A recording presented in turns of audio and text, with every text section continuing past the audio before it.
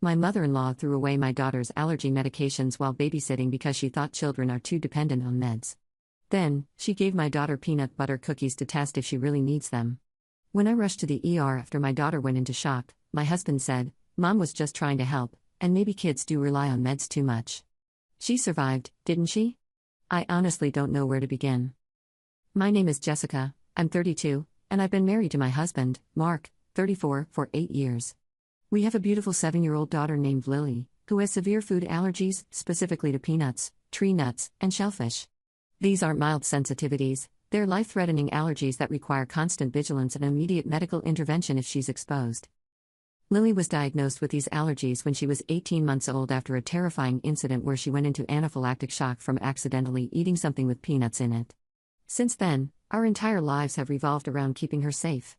We read every ingredient label, carry multiple EpiPens everywhere we go, and have educated everyone in our family about the severity of her condition. Or so I thought.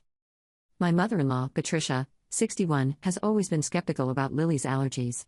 From the very beginning, she's made comments about how kids these days have so many more allergies than when Mark was growing up and how she thinks parents are too overprotective and don't let children build natural immunity.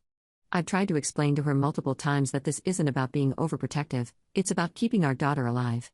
But Patricia has this way of dismissing anything she doesn't want to hear with a wave of her hand and a comment about how things were different in her day.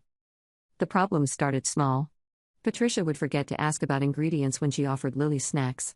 She would roll her eyes when I reminded her to check labels before giving Lily anything to eat. She would make comments about how Lily was missing out on so many foods and how it was such a shame that she couldn't just eat normally like other kids. But I never thought she would actively endanger my daughter's life. Last Friday, Mark and I had our first date night in months. We had tickets to a show we'd been looking forward to for weeks, and Patricia had offered to babysit Lily for the evening. I was hesitant because of Patricia's attitude about Lily's allergies, but Mark assured me that his mother understood how serious the situation was and that she would be careful. Before we left, I went through our usual routine with whoever was watching Lily. I showed Patricia where all of Lily's medications were stored. We have EpiPens in multiple locations throughout the house, plus Benadryl and her rescue inhaler for her asthma, which can be triggered by allergic reactions. I went through the emergency action plan that Lily's allergist had created, which includes step-by-step instructions for what to do if Lily has an allergic reaction. I also showed Patricia the list of safe snacks that were already prepared in the refrigerator and reminded her not to give Lily anything that wasn't on the approved list. Patricia nodded along and said she understood, but I could tell she was only half listening. As we were leaving, I heard Patricia mutter something under her breath about all these pills and procedures for a little girl. I almost turned around and canceled our plans right then, but Mark put his hand on my back and guided me toward the door, saying his mother would be fine and that I needed to learn to trust other people with Lily's care. The show was wonderful, and for the first time in months, I was able to relax and enjoy myself without constantly worrying about Lily's safety. Mark and I held hands and talked about things other than work and parenting responsibilities. It felt like we were a couple again instead of just co-parents managing a complex medical situation. But our peaceful evening was shattered when my phone rang during intermission. Patricia's name appeared on the screen, and my heart immediately started racing. I answered the phone to hear Patricia's voice, but she sounded strange, panicked, and defensive at the same time. "Jessica, I need you to come home right now," she said. "Lily is having some kind of reaction, but I'm sure it's not as serious as she's making it seem." I could hear Lily crying in the background, and the sound made my blood turn to ice. "What kind of reaction?" I demanded. "What did you give her?" "Well, I made some cookies earlier today, and Lily wanted to try one," Patricia said. "I told her she could have just a small bite to see if she really has this allergy or if it's all in her head." I felt like the world was spinning around me. "Patricia, what kind of cookies?" "Peanut butter cookies," she said. "But I only gave her a tiny piece, and I threw away all those pills you left because I think children rely on medication too much these days. She needs to build up her natural immunity." I dropped the phone and started running toward the exit, with Mark close behind me. I was screaming at him to call 911 while I tried to call Patricia back, but she wasn't answering. The drive home was a blur of panic and terror, with Mark trying to drive as fast as possible while I called our pediatrician's emergency line. When we burst through our front door, I found Lily on the living room floor, struggling to breathe and covered in hives. Her face was swollen, her lips were blue, and she was making a horrible wheezing sound with each breath. Patricia was standing over her with a confused expression, holding a glass of water and saying things like, "See, it's not that bad and she just needs to calm down." I immediately grabbed one of the backup EpiPens that I keep hidden in my bedroom and administered it to Lily while Mark called for an ambulance. Within minutes, paramedics arrived and took over Lily's care, but it was clear that she was in serious trouble. They had to give her additional medications and oxygen before they could safely transport her to the hospital. During the ambulance ride, one of the paramedics told me that we had gotten there just in time. A few more minutes, and Lily could have gone into full cardiac arrest. The thought that my daughter almost died because of Patricia's ignorance and stubbornness made me physically sick. At the hospital, Lily was admitted to the pediatric ICU for monitoring. She spent the entire night on breathing treatments and 4 medications to counteract the allergic reaction. The doctor told us that this was one of the most severe cases of anaphylaxis he had seen in a child and that Lily was lucky to be alive. While we were sitting in Lily's hospital room, watching our daughter sleep with oxygen tubes in her nose and monitors beeping around her, I expected Mark to be as furious as I was about what his mother had done. Instead, he seemed more concerned about defending Patricia than about the fact that our daughter had almost died. "Mom was just trying to help," he said quietly. She thought maybe Lily had outgrown her allergies, and she wanted to see if all these medications were really necessary. I stared at him in disbelief. "Mark, your mother threw away our daughter's life-saving medications and then deliberately exposed her to something that could kill her."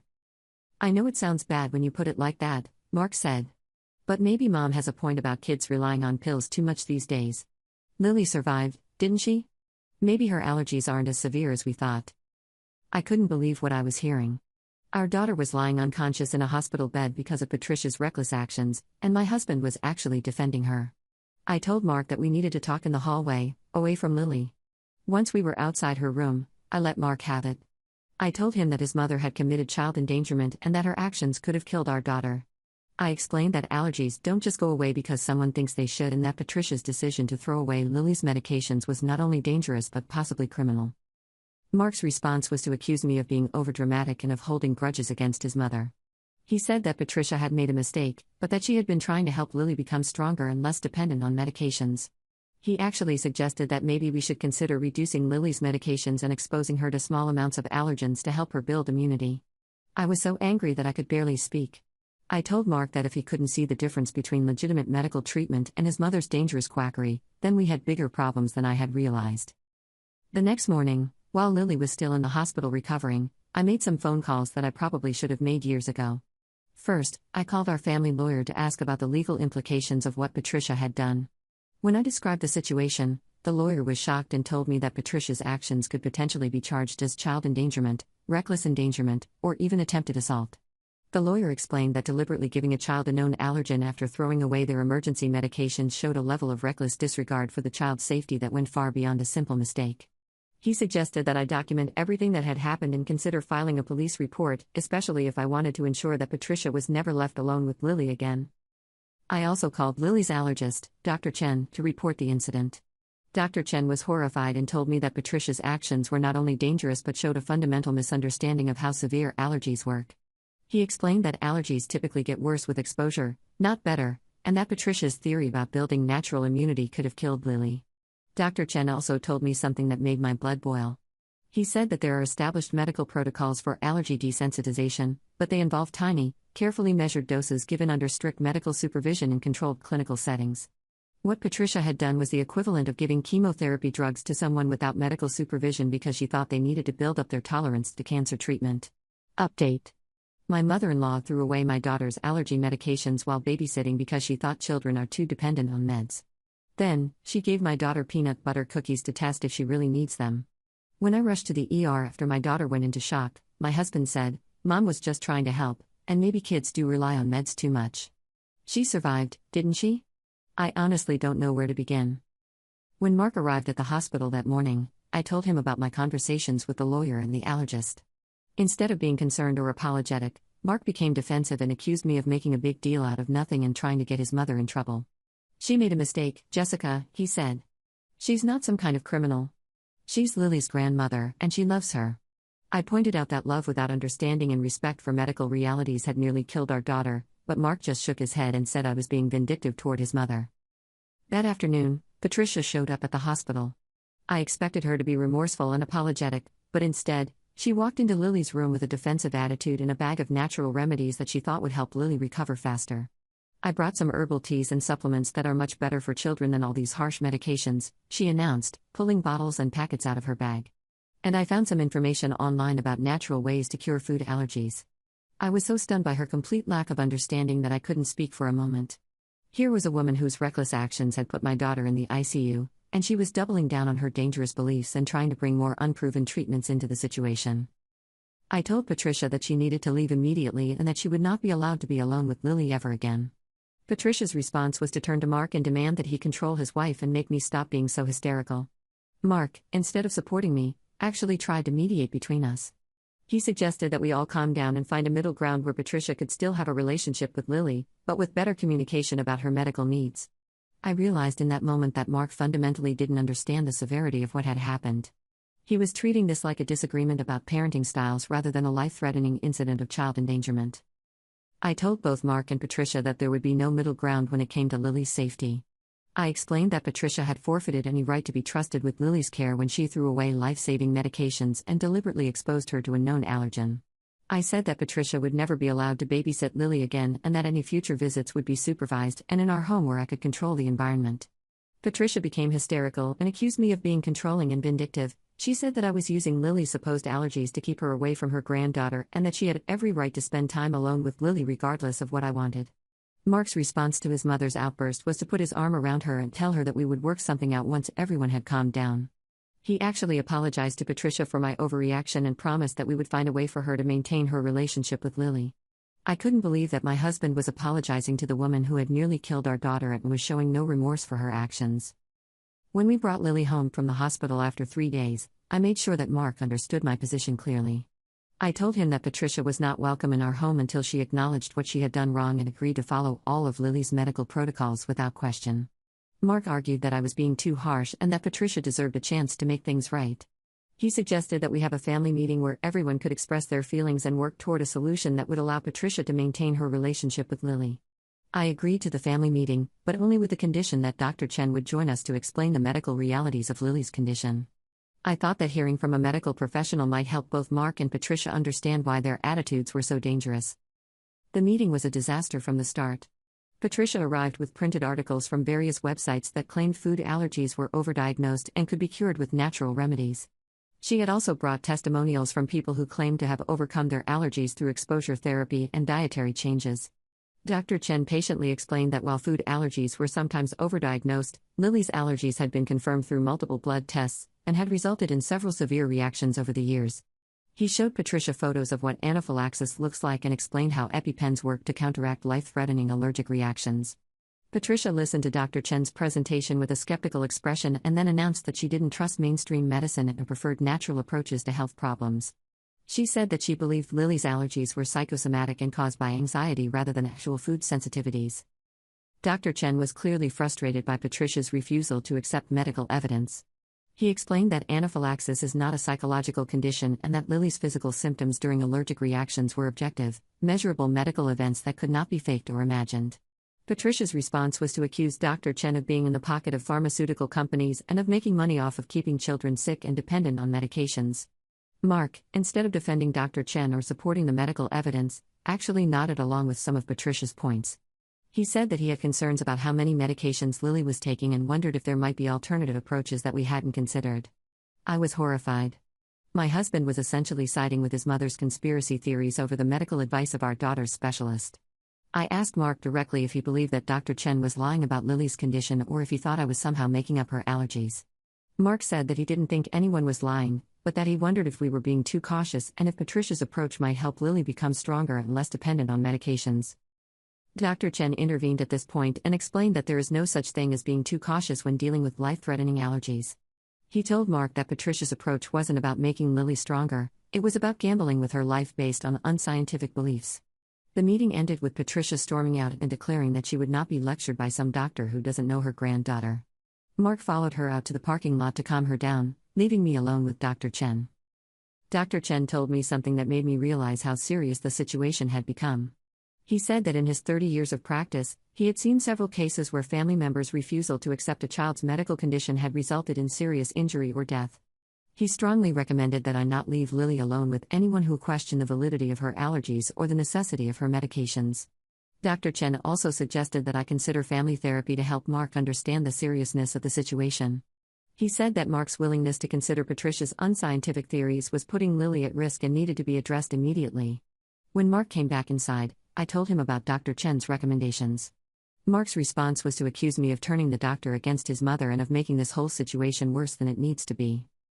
That night, after Lily was asleep, Mark and I had the biggest fight of our marriage.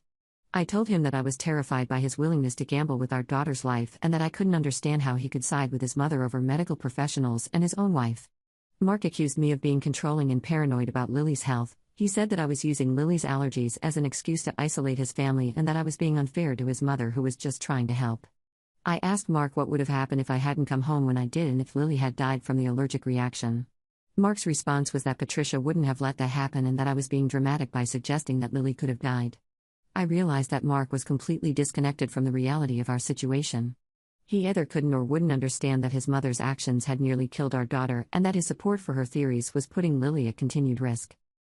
The breaking point came 2 weeks later when I discovered that Mark had been taking Lily to visit Patricia behind my back.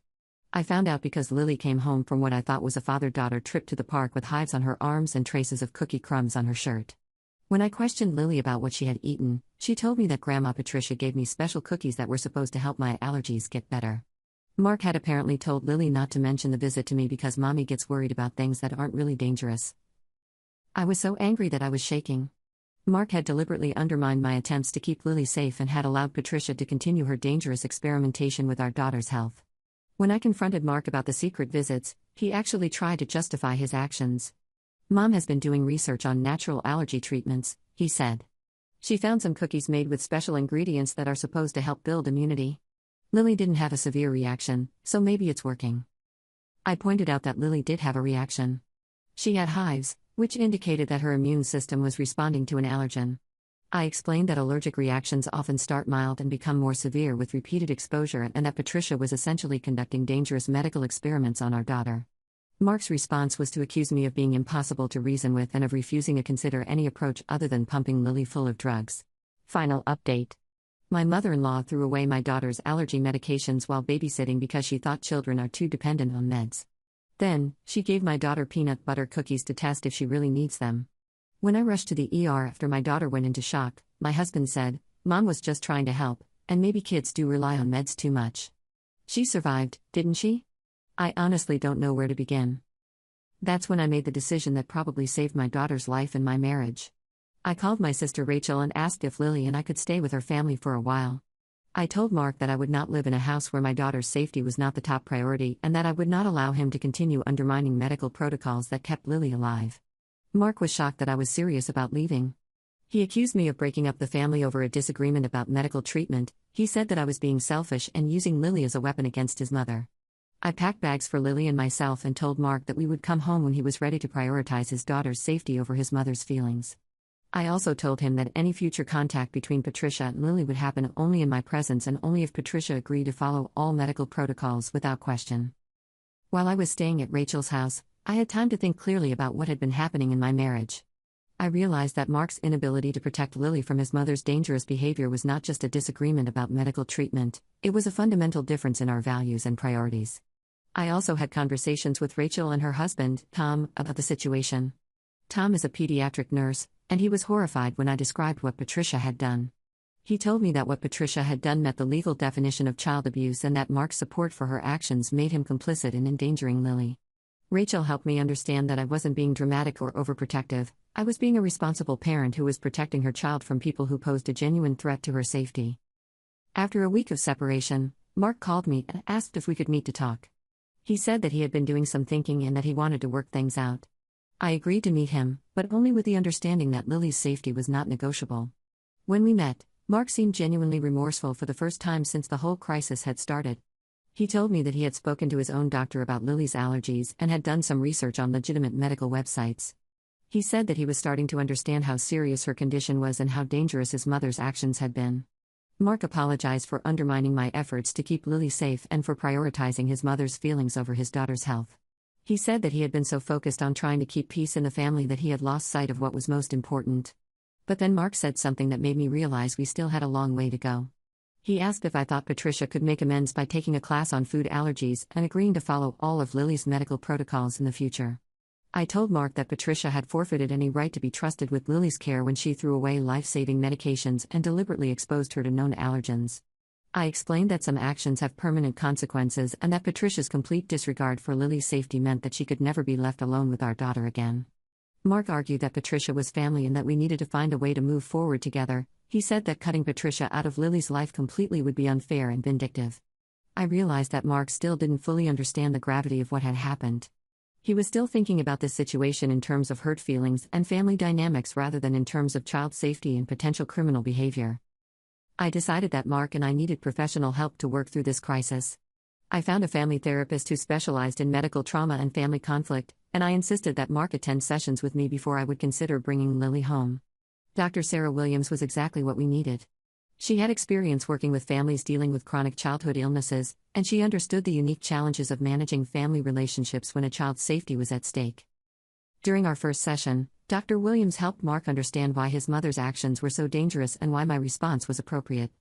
She explained that when dealing with life-threatening medical conditions, there is no room for experimentation or compromise based on unscientific beliefs. Dr. Williams also helped Mark see how his attempts to keep peace between his mother and me had actually endangered Lily and undermined our marriage. She explained that his role as a husband and father required him to protect his immediate family, even if that meant setting boundaries with extended family members. The breakthrough came during our third session when Dr. Williams asked Mark to imagine how he would feel if a stranger had thrown away Lily's medications and given her cookies made with allergens. Mark immediately said that he would want the person arrested, and that he would never allow them near Lily again. Dr. Williams then pointed out that Patricia's relationship to Lily didn't make her actions any less dangerous or criminal. She explained that family members who refuse to respect medical protocols pose the same threat to a child's safety as strangers who might harm them intentionally. Mark finally began to understand that Patricia's status as Lily's grandmother didn't give her the right to endanger Lily's life based on her personal beliefs about medicine. He started to see that my insistence on strict boundaries wasn't about being vindictive, it was about protecting our daughter from someone who had proven that she couldn't be trusted with Lily's safety. Over the next several weeks, Mark began to change his approach to the situation. He stopped trying to find compromises that would allow Patricia to maintain unsupervised access to Lily, and he started supporting my decisions about Lily's medical care and safety protocols. Mark also had a difficult conversation with Patricia where he explained that her actions had endangered Lily's life and that there would be serious consequences for her behavior. He told Patricia that she would not be allowed to babysit Lily again and that any future visits would be supervised and conditional on her following all medical protocols. Patricia's response was predictable. She accused Mark of being controlled by me and of abandoning his family for his wife. She threatened to cut him out of her will and to tell other family members that I was keeping her away from her granddaughter. But this time, Mark stood firm. He told Patricia that his primary responsibility was to protect his daughter and that he would not compromise Lily's safety to maintain Patricia's approval. He explained that Patricia's continued refusal to accept the reality of Lily's medical condition made her a threat to Lily's well-being. Mark also made it clear that any attempt by Patricia to undermine Lily's medical care or to give her unauthorized foods would result in complete no contact and potential legal action. He told Patricia that she needed to choose between accepting reality and losing access to Lily entirely. After 6 weeks of therapy and gradual rebuilding of trust, Lily and I moved back home. Mark had proven that he was committed to prioritizing Lily's safety over family politics, and he had established clear boundaries with his mother that protected our daughter. Patricia initially refused to accept the new boundaries and tried to convince other family members to intervene on her behalf. But when Mark's sister and brother heard the full story of what had happened, they were horrified by Patricia's actions and supported our decision to limit her access to Lily. It's been 4 months since the incident, and Patricia has gradually begun to accept that her relationship with Lily must be based on respect for medical protocols and supervised visits. She attended a class on food allergies offered by the local hospital, and she has apologized for endangering Lily's life. Patricia's apology was grudging and incomplete, but it was enough for us to allow supervised visits in our home where I can control the environment and monitor all interactions. Patricia is never allowed to bring food or supplements for Lily, and she must ask permission before giving Lily anything to eat or drink. Mark and I are still in therapy, working to rebuild the trust that was damaged during this crisis. We're also working with Dr. Williams to help Lily process the trauma of her hospitalization and to ensure that she understands the importance of her medical protocols without becoming fearful or anxious about her condition. The most important thing I've learned from this experience is that when it comes to your child's safety, there is no such thing as being too protective or too careful. Family relationships are important, but they cannot be maintained at the expense of a child's health and safety. I also learned that some people will never accept realities that contradict their personal beliefs, no matter how much evidence they're presented with. Patricia still believes that mainstream medicine is wrong about food allergies, but she has learned that expressing those beliefs or acting on them will result in losing access to Lily. Mark learned that being a good husband and father sometimes means making difficult choices that disappoint other family members. He learned that keeping peace is less important than keeping his family safe, and that his loyalty must be to his immediate family first. Our marriage is stronger now than it was before this crisis because we've established clear priorities and boundaries that protect our family from external threats. We've also developed better communication skills and a deeper understanding of what it means to be partners in protecting our daughter. Lily is thriving despite the trauma she experienced. She understands that some people don't believe in her allergies, but she also knows that her parents will always prioritize her safety over other people's comfort or beliefs. She's learned to advocate for herself and to speak up when someone offers her food that might not be safe. The experience was terrifying and traumatic for all of us, but it ultimately made our family unit stronger and more resilient. We learned that we can survive major crises and come out better on the other side as long as we maintain our commitment to each other and to our shared values. Most importantly, we learned that protecting a child sometimes means making decisions that other people won't understand or approve of. And that's okay. Being a good parent means being willing to be the villain in someone else's story if that's what it takes to keep your child safe.